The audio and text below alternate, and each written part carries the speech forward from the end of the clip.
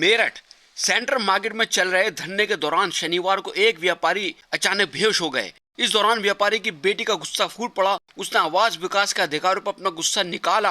अपने पिता को अचेत व्यवस्था में देख युवती ने चेतावनी दी कि अगर मेरे बाप को कुछ हुआ तो आवास विकास जो भी है मैं उसे छोड़ूंगी नहीं। मेरा बाप आज गंभीर हालत में है।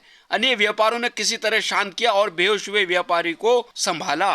इस भारी तबाही के बीच जनता अब एक बुनियादी सवाल पूछ रही है, आखिर आवास विकास परिषद के उन असली गुनाहगार अधिकारियों पर कार्रवाई कब होगी जिनकी मिली भगत से यह अवैध निर्माण हुआ है। लोगों ने कहा कि जब व्यापारियों के खिलाफ तुरंत कार्रवाई हो सकती है तो नामजद अधिकारियों के खिलाफ पुलिस और प्रशासन के हाथ क्यों बंधे हैं। संयुक्त व्यापार संघ के अध्यक्ष नवीन गुप्ता ने कहा कि अगर आवास विकास के ये 45 अधिकारी दोषी नहीं थे तो उनके खिलाफ FIR क्यों दर्ज की गई। अगर वे अपराधी हैं तो उन्हें जेल क्यों नहीं भेजा गया। उन्होंने मांग किया कि इन भ्रष्ट अधिकारियों को न केवल जेल भेजा जाए बल्कि व्यापारियों को हो रहे आर्थिक नुकसान की भरपाई भी इन्हीं अधिकारियों की संपत्ति से की जाए। गुप्ता ने आरोप लगाया कि पुलिस जानबूझकर अधिकारियों को बचा रही है। उन्होंने आरोप लगाया कि भाजपा के सांसद, विधायक और मंत्रियों ने संकट की इस घड़ी में उनसे दूरी बना ली है। उन्होंने कहा कि शास्त्री नगर के निवासी हिस्सों को ठगा हुआ महसूस कर रहे हैं। जिस आशायने को उन्होंने अपनी पूरी जमा पूंजी लगाकर बनाया आज उससे ही अवैध बताकर तोड़ने की तैयारी है, जिसे पूरे क्षेत्र में हताशा और आक्रोश का माहौल है।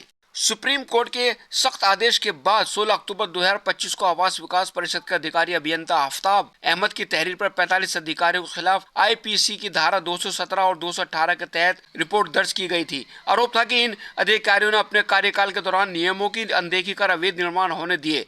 हैरानी की बात यह है कि इन कई महीने बीत जाने के बाद भी ना तो किसी की गिरफ्तारी हुई और ना ही कोई विभागीय ठोस कार्रवाई। न्याय की मांग को लेकर शास्त्री नगर की महिलाओं ने 15 अप्रैल को मेरठ से दिल्ली तक पैदल यात्रा निकालने का ऐलान किया है। ये महिलाएं दिल्ली पहुंचकर देश के गृह मंत्री अमित शाह के आवास पर ज्ञापन सौंपेंगी। महिलाएं अखिल भारतीय हिंदू सुरक्षा संगठन के राष्ट्रीय अध्यक्ष सचिन सिरोही के नेतृत्व में दिल्ली के लिए प्रस्थान करेंगी। सचिन सिरोही ने कहा कि कुछ नेता व्यापारियों के हित के लिए मुख्यमंत्री योगी आदित्यनाथ से समय लेने की बात कर रहे हैं, जबकि वे शायद इस तथ्य से अनजान हैं कि ये मामला सीधे तौर पर सुप्रीम कोर्ट से जुड़ा है। ऐसे में राहत के लिए केंद्र सरकार को संसद या राज्यसभा में कानून लाना होगा। सचिन सिरोही, राष्ट्रीय अध्यक्ष अखिल भारतीय हिंदू सुरक्षा संगठन मेरठ से। मैंने आह्वान पिछले 3 दिन से कर रखा था, डेट निश्चित दी थी। मैंने यहाँ से पैदल यात्रा लेके जा रहा हूँ यहाँ से व्यापारियों के लिए। कोई राजनीति नहीं, कोई मतलब नहीं, हम केवल व्यापारियों की हित की लड़ाई लड़ रहे हैं। हम यहाँ से पैदल यात्रा इसलिए लेके जा रहे हैं कि कोई जनप्रतिनिधि इनकी आवाज को लोकसभा में ना तो कोई कानून पास लोकसभा में कराने को तैयार है ना राज्यसभा में। सुप्रीम कोर्ट कानून मांगती है तो सुप्रीम कोर्ट के आदेश पे बुलडोजर चले, इनकी सील लगी। आज ये घर के बाहर आके पलायन के पोस्टर लगा रखे हैं, पलायन करने को तैयार है। आज ये महिलाएं मातृशक्ति घर के बाहर आके दरी बिछा के धरने बैठ गई। ये धरना 15 तारीख की सुबह की घोषणा करी है मैंने। 15 तारीख की सुबह 10 बजे यहाँ से पैदल यात्रा इन मातृशक्तियों के साथ हम लेके, जो बैनर भी होगा वो भी जो है व्यापारियों का होगा। पहले महिलाएं चलेंगी, फिर उनके बाद हम चलेंगे साथ में। हम यहाँ से दिल्ली तक पैदल यात्रा करेंगे, गृह मंत्री अमित शाह जी के आवास तक, और वहां जाके हम अपना ज्ञापन देंगे। उन्हें ज्ञापन देंगे कि उसमें मांग रहेगी हमारी कि लोकसभा में राज्यसभा बिल लाओ। ये लड़ाई केवल मेरठ की नहीं है, मेरठ में बुलडोजर नहीं चल रहा है, यहाँ पे नहीं, ये पूरे देश की लड़ाई है। प्रतिनिधि राजनीति में आपको पता है सब लोग केवल अपनी रोटियां सेकते हैं, वोटों की वोट मांगने आएंगे, लेकिन जब जनता की समस्या होगी तब नहीं खड़े होंगे, तब वो अपने घरों में बैठ जाएंगे। इसीलिए जन आक्रोश, ये आज जो आप देख रहे हो जन आक्रोश, ये केवल जनप्रतिनिधियों की देन है। अगर वो आ जाते 5 व्यापारियों को ले जाके अमित शाह जी की टेबल पे बिठा देते, बात करा देते, इनकी बिल आ जाता। ये बात ही नहीं पहुंचाना चाहते, ना मोदी जी के सामने, ना अमित शाह जी के सामने, ना राष्ट्रपति जी के सामने। अगर वो सही होते तो वो अब तक इन 5 व्यापारियों को ले जाके बात करा देते। आज ये धरने की नौबत नहीं आती, पलायन की नौबत नहीं आती, महिलाओं की नौबत नहीं आती। मैं तो ये कह रहा हूँ कि मैं तो पैदल यात्रा लेके जा रहा हूँ। कानून बनेगा, पूरे देश के लिए बनेगा, पूरे देश के लिए राज्यसभा में बनेगा, लोकसभा में बनेगा। और इसके अंदर मैं कह रहा हूँ योगी जी से हमारी मांग है, योगी जी यहाँ पुलिस प्रशासन को कह दीजिए, दिल्ली के अंदर हमारे दिल्ली पुलिस नहीं रोकेगी हमें। हम कहाँ जाएं बताइए, जब हमारे पास व्यापार नहीं रहा, हमारे बच्चों का स्कूल बंद हो गया, हमारे इलाज की व्यवस्था बंद हो गई है, तब हम क्या करें। हाँ, हम जाएंगे, बिल्कुल जाएंगे, नहीं हमारे पास में हॉस्पिटल है, वो हॉस्पिटल बंद करा दिए। हमारे बुजुर्ग बीमार है, क्या हम उन्हें कंधे में ले जाएंगे हॉस्पिटल? आप बताइए, हम बताओ, छोटे छोटे बच्चों की हमारा घर भी टूट जाएगा भविष्य में आ तो हम गया। कहाँ जाएंगे? हमारा घर टूट जाएगा तो हम कहाँ जाएंगे?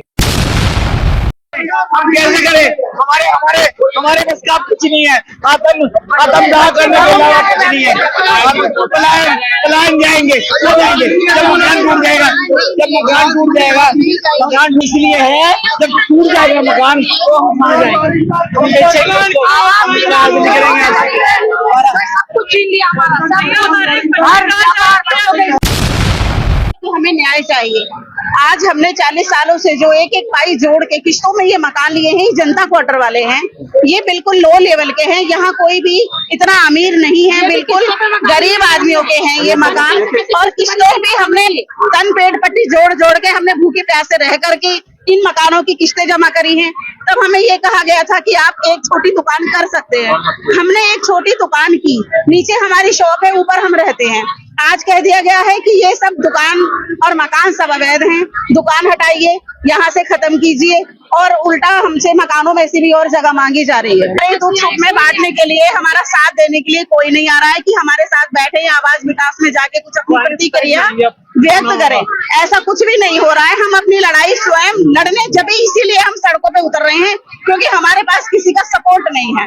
हमारे बच्चे आज बिल्कुल यतीम होने जा रहे हैं, क्योंकि जब हमारे पास कुछ जमा पूंजी नहीं बचेगी, मकान नहीं बचेंगे, तो क्या हम जंगलों में जाके बसेंगे या हमें भी झुग्गी झोपड़ियों में जाके बसर गुजर करना पड़ेगा? और खाने को कहाँ से आएगा? सब हॉस्पिटल बंद कर दिए। दिन रात किसी को कोई समस्या हो जाती है तो हम कहाँ जाएंगे?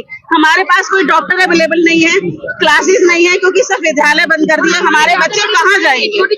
इसलिए हम सब यहाँ पे अपनी न्याय की लड़ाई लड़ने हम सब सड़कों पे, हम माताएं बहनें उतर आई हैं अपने बच्चों को ले लेके कि सरकार हमें गौर दे, कुछ देखे, हम पे रहम खाए, हमें राहत दे, कुछ ऐसा पास करे बिल जो कि हमें राहत मिले। हमारे छोटी सी दुकान है वो भी बच जाए, हमारे मकान भी बच जाए। यहाँ तक का आलम है कि सेक्टर 2 में घर घर चूल्हे बंद हो गए हैं, नहीं जल रहे हैं, रातों को नींद नहीं आती है। लोग बाग सब सड़कों पे उतर आए हैं। आधी आधी रात तक भी हम लोग बाहर गेटों पे चबूतरों पे बैठे रहते हैं, क्योंकि अंदर जाने को मन नहीं करता। मन करेगा कहाँ से, जब ये सरकार तोड़ देगी तो कहाँ जाएगी?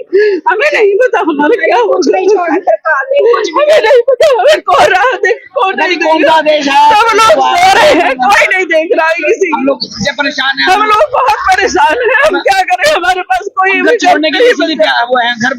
दोस्तों आज बस इतना ही, बाकी फिर लेकर आते हैं आपके लिए नए नए ताजी खबरें। तब तक बने रहिएगा अपने चैनल स्टार टाइम्स लाइव के साथ।